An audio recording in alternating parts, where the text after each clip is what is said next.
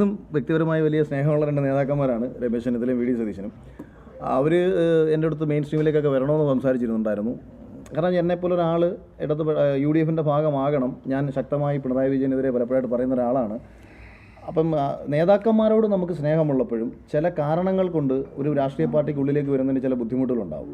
നേതാക്കന്മാരോട് നാളെ എനിക്ക് സ്നേഹം കാണും. അപ്പം അതിപ്പോൾ ഞാൻ നേരത്തെ ഇപ്പം BJP ചില വിമർശിച്ചു നിങ്ങൾ പറയുന്ന സമയത്ത് എത്രയോ നേതാക്കന്മാരുടെ വ്യക്തിബന്ധം സുരേഷ് ഗോപി ജയിക്കുമെന്നൊരു പക്ഷേ യു ഡി എഫിൻ്റെ ഒപ്പം പല പരിപാടി പങ്കെടുക്കുമ്പോഴും സുരേഷ് ഗോപി ജയിക്കുമെന്നും അത് ആവർത്തിച്ച് ജയിക്കുമെന്നും പറഞ്ഞുകൊണ്ടിരുന്ന ഒരാളായിരുന്നു ഞാൻ.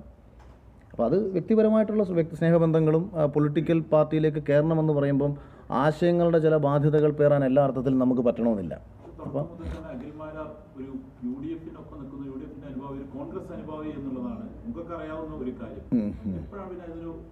അല്ല അത്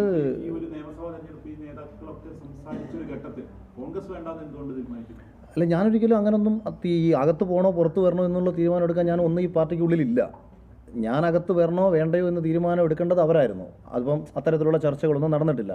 അതേസമയം തന്നെ 2020 പോലത്തെ ഒരു പ്രസ്ഥാനം അവർ സംസ്ഥാന വ്യാപകമായിട്ട് അവരുടെ പ്രവർത്തനം വ്യാപിപ്പിക്കാൻ പോകുന്നതിൻ്റെ ഭാഗമായിട്ട് ആ ഒരു രാഷ്ട്രീയ പാർട്ടിയുടെ കാര്യങ്ങളും അല്ലെങ്കിൽ അതിൻ്റെ ഡെവലപ്മെൻറ്റ്സും കിഴക്കമ്പലം പോലൊരു സ്ഥലം നമ്മുടെ മുമ്പിൽ ഏറ്റവും വലിയൊരു ഉദാഹരണമായിട്ടിരിക്കും. ഒരു സമയത്ത് ഇപ്പം നമ്മൾ ഗുജറാത്തിനെ കാണിച്ചുകൊണ്ടായിരുന്നു രാജ്യത്തിൻ്റെ ഒരു എന്താണ് മോദിജി ഈ രാജ്യത്ത് ചെയ്യാൻ പോകുന്നതെന്ന് പറഞ്ഞപ്പോൾ ഇവിടുന്ന് പല ആൾക്കാരും ഗുജറാത്തിൽ പോയി പഠിച്ചിട്ടുണ്ട്.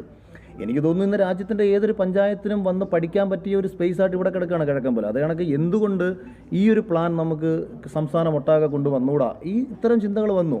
പിന്നെ ഞാൻ പറഞ്ഞത് നിങ്ങളൊരു പക്ഷേ ഞാൻ വി ഡി സതീശനെ അതിശക്തമായി വിമർശിച്ച വീഡിയോ കണ്ടിട്ടില്ല. ഞാനൊരിക്കൽ ജർമ്മനിയിൽ നിന്ന് വരുന്ന സമയത്ത് ദുബായിൽ വെച്ചിട്ട് അദ്ദേഹത്തിൻ്റെ ഒരു ആറ്റിറ്റ്യൂഡ് ജനങ്ങളോട് കണ്ട സമയത്ത് ഞാൻ അതിനിശിതമായി അദ്ദേഹത്തെ വിമർശിച്ച് ഞാനൊരു വീഡിയോ സംസാരിച്ചു. ആ വീഡിയോ അദ്ദേഹം കാണുകയും അദ്ദേഹം എന്നെ വിളിച്ച് സംസാരിക്കുകയും ചെയ്തിട്ടുണ്ടായിരുന്നു. കാരണം നമ്മൾ ചിലത് ചൂണ്ടിക്കാണിക്കുകയാണ് ചെയ്യുന്നത്. നേതാക്കന്മാരോട് നമുക്ക് വ്യക്തിവിരോധം ഇല്ലാന്ന് ഇപ്പോഴും ആവർത്തിക്കുന്നു, സ്നേഹം മാത്രം. രാഷ്ട്രീയം നിർത്തി നല്ലിട്ടത് രാഷ്ട്രീയം ലോകത്താർക്കെങ്കിലും നിർത്താൻ പറ്റുമോ? ഓരോ ദിവസവും ഞാൻ ചെയ്യുന്ന എല്ലാ കാര്യങ്ങളും നമ്മുടെ രാഷ്ട്രീയ പ്രേരിതമാണ്. രാഷ്ട്രീയ പാർട്ടിയിലൂടെയുള്ളൊരു രാഷ്ട്രീയ പ്രവർത്തനം 2019 തുടക്കത്തിൽ, ഒരുപക്ഷെ 2012 അവസാനം ഞാൻ അവസാനിപ്പിക്കുന്നതിന് 2 കാരണങ്ങളുണ്ട്. ഞാൻ ചെയ്തുകൊണ്ടിരിക്കുന്ന കൊച്ചു കൊച്ചു കാര്യങ്ങൾ നാടിനു വേണ്ടിയാകുമ്പോൾ ഞങ്ങളുടെ നാട്ടിലൊക്കെയുള്ള ചിലർക്കൊരു പ്രശ്നം ഞാൻ പബ്ലിസിറ്റിക്ക് വേണ്ടി ചെയ്യുന്നതാണെന്ന്. അപ്പോൾ ഞാനൊരു തീരുമാനം എടുത്തു, ഇനി പബ്ലിസിറ്റി ഉണ്ടാക്കി കാണിച്ചു തരാമെന്ന്. ഇന്ന് ആവശ്യത്തിലധികം പബ്ലിസിറ്റിയായി, എനിക്കിനി നാടിന് വേണ്ടി പ്രവർത്തിച്ചുകൂടെ? അങ്ങനെ ഒരു ആക്ഷേപം എൻ്റെ അടുത്ത് വന്നപ്പോൾ നമ്മൾ സതുദ്ദേശപരമായി ചെയ്യുന്നൊരു കാര്യത്തെ അത് പബ്ലിസിറ്റിക്ക് വേണ്ടിയിട്ടാണെന്ന് പറഞ്ഞ ഒരാൾ ആക്ഷേപിച്ചാൽ ചെയ്യുന്ന കാര്യത്തിൻ്റെ സത്യസന്ധത മനസ്സിലാക്കാതെ അതിന് സോഷ്യൽ മീഡിയയിലോ അല്ലെങ്കിൽ ന്യൂസിനോ കിട്ടുന്ന പ്രാധാന്യത്തിലേക്ക് പോയിട്ട് എൻ്റെ പേരവിടെ ചർച്ച ചെയ്യപ്പെടുന്നു എന്നത് ഒരാൾ ചിന്തിച്ചാൽ എൻ്റെ ലക്ഷ്യം അതായിരുന്നില്ല, എൻ്റെ ലക്ഷ്യം അപ്പുറത്ത് മറ്റൊന്നായിരുന്നു. അത് അവർ കണ്ടില്ല. അങ്ങനെ കാണാതിരുന്ന ആളുടെ മുന്നിൽ ഒരു സിനിമ ഞാൻ പബ്ലിസിറ്റിക്ക് വേണ്ടിയിട്ട് വനിതാവിരുദ്ധ തിയേറ്ററിനെ വേണ്ടി പോയി ഡാൻസ് കളിക്കുകയല്ല ചെയ്തത്. ഞാനൊരു പൊളിറ്റിക്കൽ സട്ടയർ സിനിമയാണ് എഴുതിയത്. അതൊരു തിരക്കഥ എഴുതി ഒരു സിനിമയാക്കി തിയേറ്ററിലെത്തിച്ച് 2019 7 വർഷം മുന്നെയാണ്.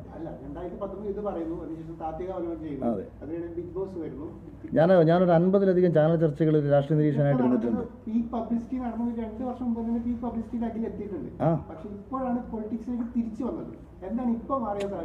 സുഹൃത്തെ, ഒരു കാര്യം മനസ്സിലാക്കണം, നമുക്ക് ജീവിക്കാൻ പൈസ വേണം.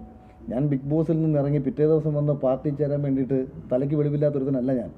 ആദ്യം എനിക്കെൻ്റെ 2 ഭാര്യയും 2 മക്കളും അടങ്ങുന്ന ഒരു കുടുംബത്തെ സുരക്ഷിതരാക്കണം. എനിക്ക് ആ സമയത്ത് എനിക്ക് ജോജുവിൻ്റെ പണി എന്ന് പറയുന്ന സിനിമയിൽ എന്നെ സംവിധായകനായിട്ട് അദ്ദേഹം ഒപ്പം ചേർത്താണ് വിളിക്കുന്നത്. അതിൽ വളരെ പ്രധാനപ്പെട്ട ഒരു കഥാപാത്രം എന്നെ അഭിനയിക്കാൻ വേണ്ടി വിളിക്കുമ്പോഴും ഞാൻ പറഞ്ഞത് ഒരു സിനിമയ്ക്ക് പിന്നാലെ 6 മാസം കളഞ്ഞു കഴിഞ്ഞാൽ എനിക്ക് വീടില്ല, ഒന്നുമില്ലാത്തിരുന്നൊരവസ്ഥയിലാണ് ഞാൻ ബിഗ് ബോസിൽ പോകുന്നത്. അപ്പം ആത്മഹത്യയുടെ മുന്നിൽ നിന്നൊരു ജീവിതത്തിൽ നിന്ന് ഞാൻ ബിഗ് ബോസ് പോലത്തെ ഒരു പ്ലാറ്റ്ഫോമിൽ പോകുന്നു. അവിടെ നിന്ന് കിട്ടിയൊരു കൺവേർഷൻ ഞാൻ ഉപയോഗിക്കുന്ന സമയത്തും ദുരിതാശ്വാസ നിധി, വയനാട്ടിലെ ദുരിതാശ്വാസ നിധി ഉൾപ്പെടെ പിണറായി വിജയൻ്റെ ഭാഗത്തുനിന്ന് വന്ന എല്ലാ തെറ്റുകൾക്കെതിരെയും അതിശക്തമായി പ്രതികരിച്ച ഒരാളാണ് ഞാൻ. ഒരു പക്ഷേ യൂത്ത് കോൺഗ്രസിൻ്റെ ഒരു നേതാവ് പോലും അല്ലെങ്കിൽ യുവമോർച്ചയുടെ ഒരു നേതാവ് പോലും പിണറായി വിജയനെ തെമ്മാടിയെന്ന് ഒരു പദം ഉപയോഗിച്ച് സംസാരിച്ച് കാണത്തില്ല. ഞാൻ പരസ്യമായിട്ട് അദ്ദേഹത്തിനെ അത് റെജി ലൂക്കോസാണ് അത് ചോദിക്കുമ്പോഴും ഞാൻ പറയുന്നുണ്ട്, തെമ്മാടിത്തരം കാണിക്കുന്ന ഒരു മുഖ്യമന്ത്രിയെ മറ്റെന്ത് പദം ഉപയോഗിച്ച് വിശേഷിപ്പിക്കാൻ പറ്റുമെന്ന് പറഞ്ഞ ഒരാളാണ് ഞാൻ. ലോകത്തെവിടെയായാലും ഏത് സമയത്തും 24 വാർത്തകളും ഓഗ്മെന്റഡ് റിയാലിറ്റി പാക്കേജുകളും എക്സ്പ്ലെയിനറുകളും വിശദമായി കാണാൻ ഞങ്ങളുടെ യൂട്യൂബ് ചാനൽ നിങ്ങൾക്ക് സബ്സ്ക്രൈബ് ചെയ്യാം.